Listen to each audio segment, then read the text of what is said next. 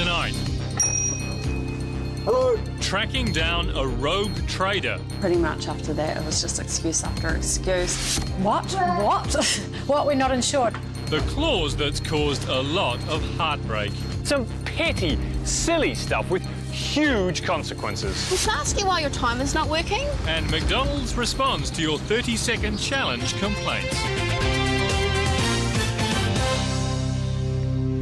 Trade Me, 1.5 million listings every week, almost all genuine.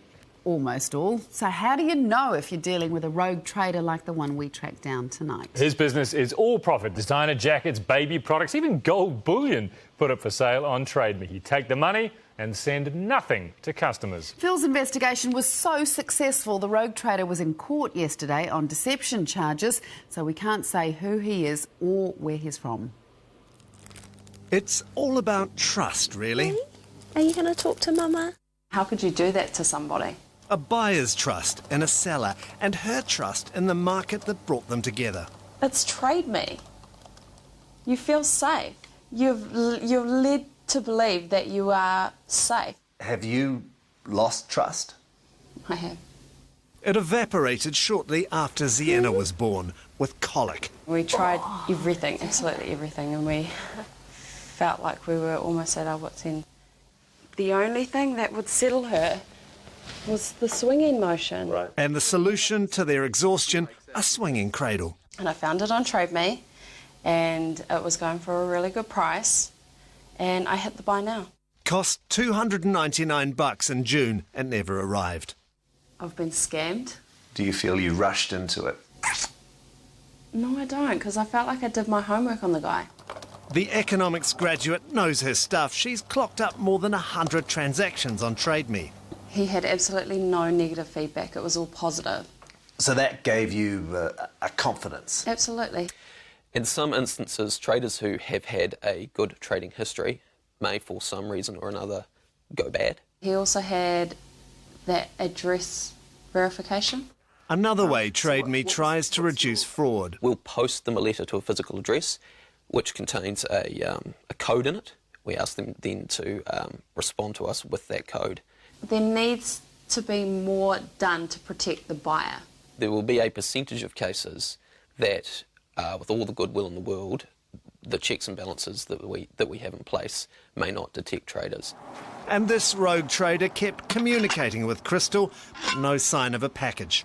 And then pretty much after that, it was just excuse after excuse. Problems with the courier company. His basement had flooded.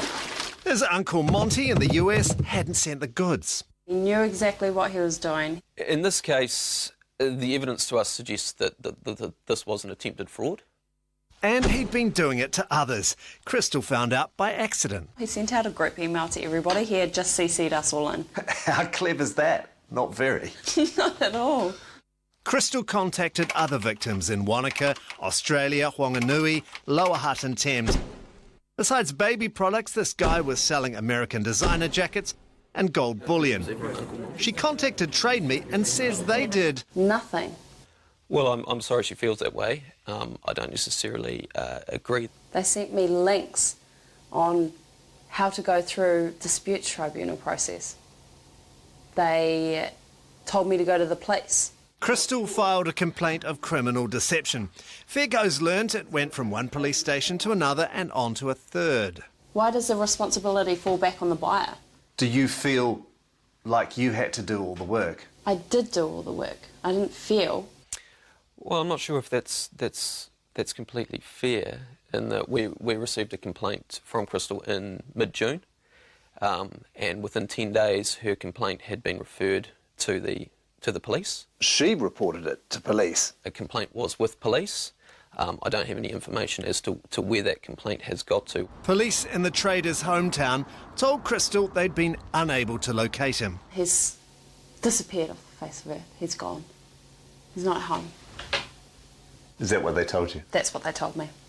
When I got in contact with Trade Me, they didn't even realise that other people have been defrauded. As soon as we became aware that there were other non-deliveries, those complainants were given the information that they needed. After she told you? That may be the sequence of events. I don't actually have that information in front of me. But Fair Goes learnt it wasn't this man's first attempt. I'm told that this rogue trader has done it before under another name. When we looked into the account, we identified that there was another account that was active on the site. That sucks. Are you... Really? That's what Trade Me told me. Oh, man. That sucks. And I can sympathise with her, and I agree. Like markets everywhere, Trade Me's reliant on the faith of its customers. From millions of Trade Me listings, John's investigation team turns up 1,200 of these non-delivery cases every year. People like him, they're small-timers. But if you don't nail them, it's very dangerous for Trade Me. Absolutely, and we recognise that the trust of our customers is paramount to our business being successful. Without trust, it all falls over. Exactly, and that's not lost on Trade Me. Unlike Crystal's $300.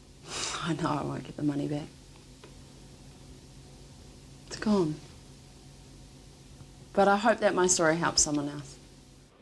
Trade Me stressed they did serious work behind the scenes on this rogue trader and gave that information to police. Their investigator also negotiated directly with him and got him to complete delivery of an item worth $2,500. Trade Me also closed 2 accounts they say were started using false names. Now, as you heard, Crystal were told by police the rogue trader had disappeared, but our resident bloodhound Phil tracked him down in the small town where he lives. For legal reasons, we can't tell you who the man is or where he's from. We've beeped the names, the place names, as well as the swear words. We've flown to on the hunt for this so-called rogue trader. One thing that police did tell Crystal is that her file's been sent to just north of here. The electoral roll took us to this address, quite posh. We found out he was renting the place behind.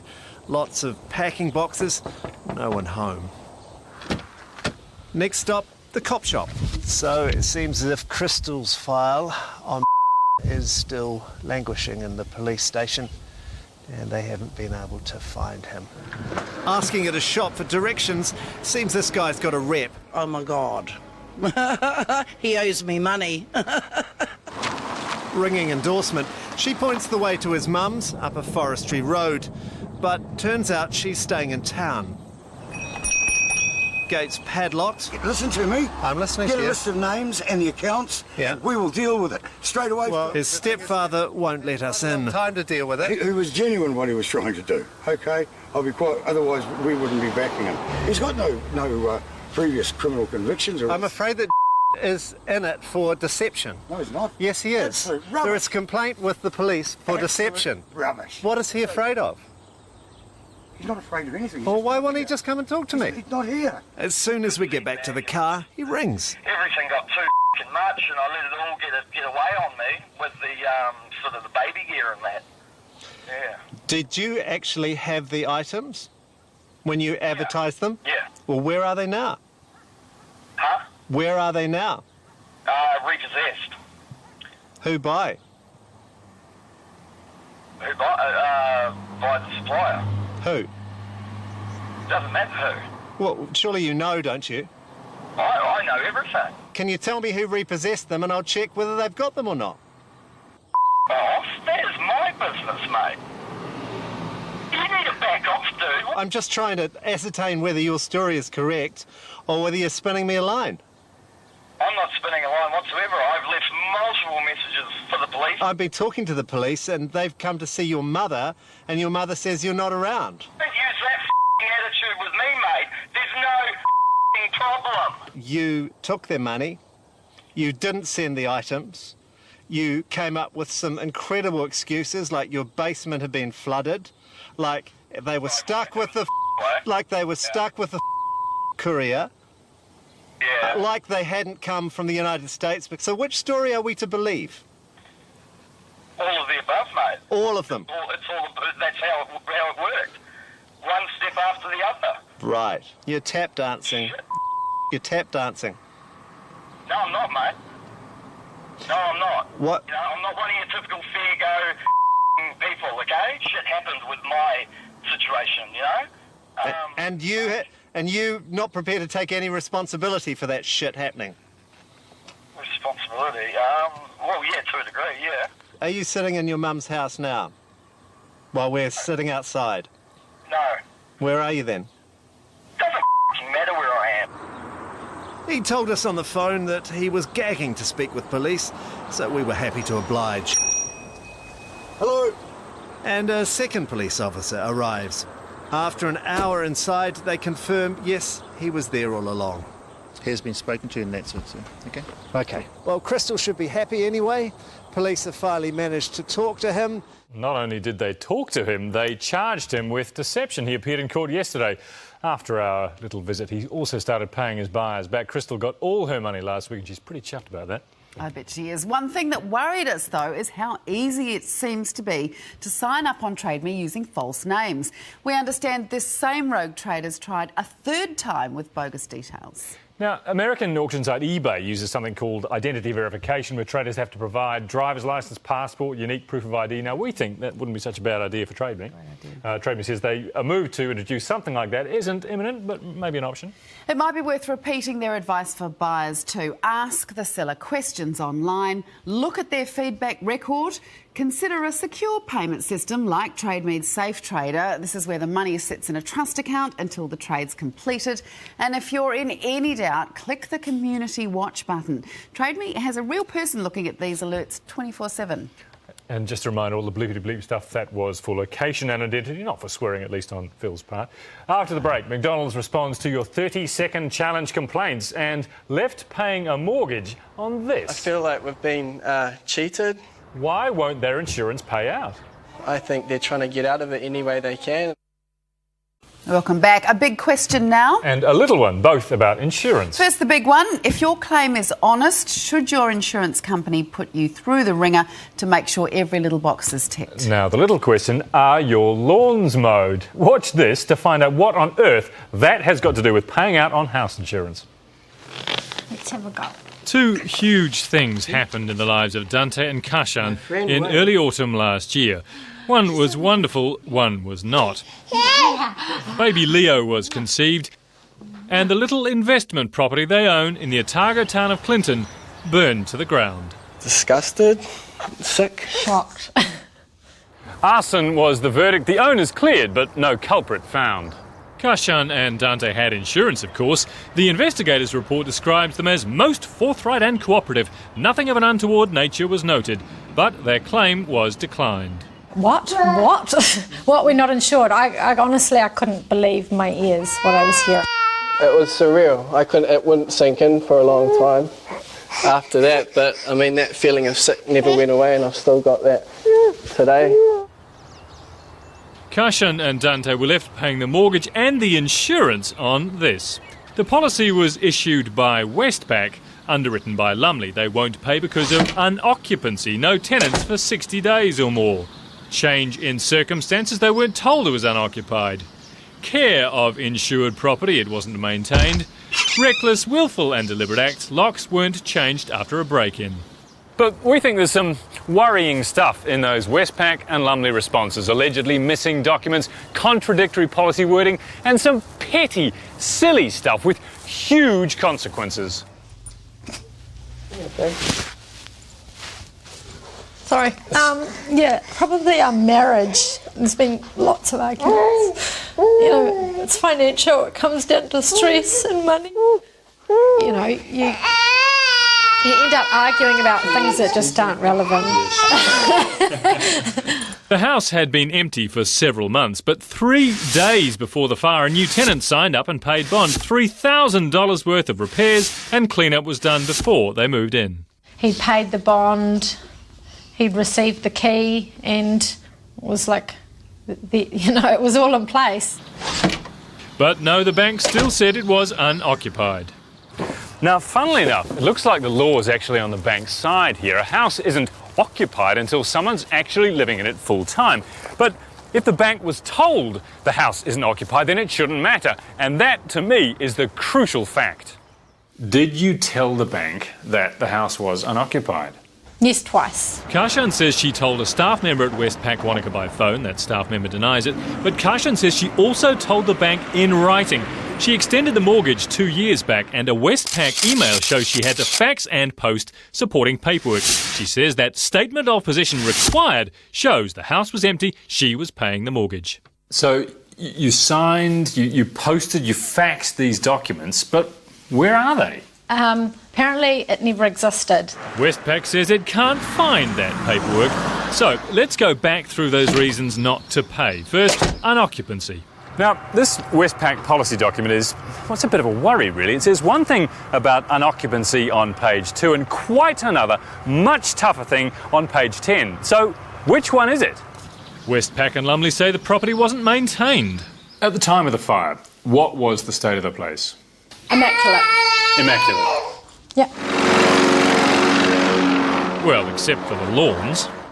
At one point, it seems Lumley is seriously arguing that not mowing the lawns is a reason not to pay the claim. Apparently the lawns were slashed but not mowed. Do you think that's a good reason not to pay you out? No, I think it's pathetic. Westpac and Lumley say it was reckless not to change locks after a break-in. There is argument here. Were the locks changed? When were they changed? Who cares? The investigators' report says the arsonist got in by forced entry. Locks and keys are irrelevant. I feel like we've been cheated. I feel like they're being bullies. I think they're trying to get out of it any way they can, and I think they realise that we don't have much money to fight this. I don't understand how that they could do that. I just don't understand what right they have to say that we're not insured on the basis of nothing, just verbal jargon. I'm sorry to say, if there's no payout, Cashin will likely be bankrupted. And so far there is no payout. Westpac and Lumley aren't budging. I sent 21 numbered questions to Westpac, most of which aren't answered in the statement. There's no mention here at all of lawns or maintenance or locks. It's all about unoccupancy. Westpac says it has no record of being notified the property was unoccupied. It doesn't have the paperwork that Cashin sent. Westpac says it's black and white. When Cashin called to report the fire, a recording shows she admitted she hadn't notified the place was empty. Now, that call is to Lumley Insurance. Cashin's whole argument is she did tell Westpac. But Westpac can't find the documents Cashin was required to fax and post. But hey, it doesn't matter anyway, because Westpac say for insurance purposes they wouldn't count that as notice of unoccupancy. Westpac says the fire was unfortunate, but this case highlights the importance of customers reviewing policies and making full disclosure. It sure was unfortunate for Cashin and Dante and their child. It's unfortunate that paperwork can't be found. It's unfortunate the paperwork wouldn't count anyway, according to Westpac and Lumley. So, a warning, what does your policy say about unoccupancy? If you're taking a long holiday, then you're probably not covered. I'm going to keep fighting for Cashin and Dante and Leo. After the break, the 30-second challenge. Hi, so where's your timer? McDonald's responds to your complaints. Welcome back. In last week's show, Jasmine from Hamilton was furious about a McDonald's promotion, the 30-second challenge. And as you can see there, the timer is not working. And it is past 12 o'clock. Hi, can I ask you why your timer's not working? Can I just ask why your timer isn't on? Where is your timer? Where is the timer? Where indeed. Turns out lots of you have the same question. This promotion is at 18 or more Macca joints across the country. McDonald's assured us they'd checked all of them and the timers were working correctly. We couldn't do an interview with McDonald's last week, but here from the Gold Coast is Managing Director Mark Hawthorne. I asked him if the timers are now all fixed. Well, we're currently reviewing all our timers. The restaurants who have chosen to do this program are under strict instructions. The timers are there that need to be working or either be pulled from the restaurants. After our story ran, we had complaints about 13 separate stores, viewers telling us they weren't running their timers reliably or not running them at all. This does look like a bit of a mess, doesn't it? Yes, and I should highlight that we're not happy at all that the cameras and the timers weren't working in the first place. For me, that wasn't acceptable. We're embarrassed about it. We have to fix it. If in fact the timers were not working, some may need to be repaired, which may take some time. We encourage your viewers to take a look on our website, to have a look at the updated list of restaurants that are running the program and are running it successfully with timers working.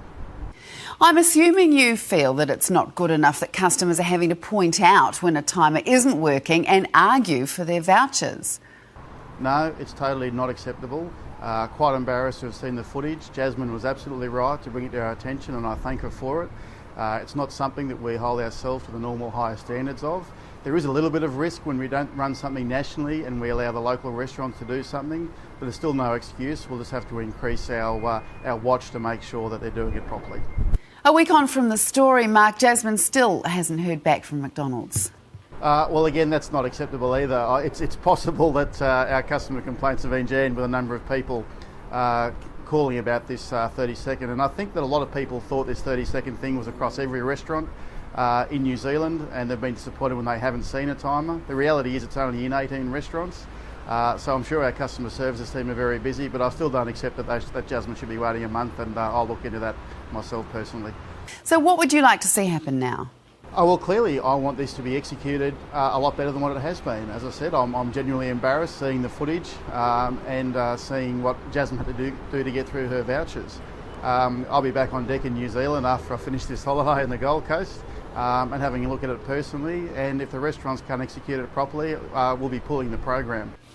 McDonald's Managing Director Mark Hawthorne there. And isn't it refreshing to see someone as frank as that? I'm quite liking it. Refreshing indeed. Don't forget to get your votes into us for Best and Worst Ad for this year's Ad Awards. You can email those votes to adawards@tvnz.co.nz. The cut-off date for schools to get your ads into us, 30th of September. The winning school in each category will get $2,000 cash, a Canon high-definition video camera, a package from the Music Warehouse and a Waterman Innovations Mimeo Teach and View. Second place gets a $500 cash prize and a Canon video camera, and third place gets the Canon video camera. All the details are on our website. So that is the show. Now, if you want us to help you or just let us know your thoughts, please do get in touch. We are on Facebook. You can email us at fairgo@tvnz.co.nz or write to us, Private Bag Auckland. Next week, Roo channels her inner DIY. Yeah, and look at that. Oh, fantastic. Hey. Okay, give it a try, give it a test. Yes, yeah. That's awesome. We never learnt this one would work. Roo and the Colmar Brunton customer service poll puts hardware stores to the test. Who will come out on top? That's Fair Go next week on 1. Good night. Good night.